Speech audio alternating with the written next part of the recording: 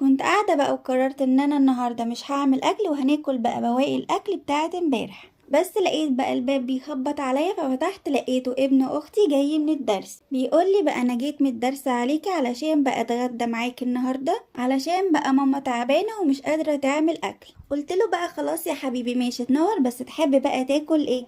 قال لي بقى انا نفسي اكل مكرونه بشاميل، وكل ما اقول لماما عليها تقول لي بقى ان هي بتاخد وقت كتير جدا وهي بقى مش قادره تقف وتعملها.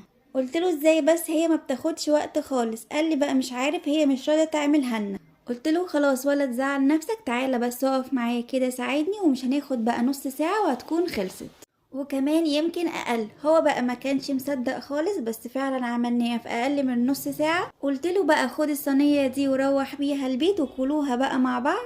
قال لي بقى لا ريحتها حلوة جدا، حطيلي منها دلوقتي، انا بقى مش هستنى لما اروح البيت. وكلها وعجبته جدا.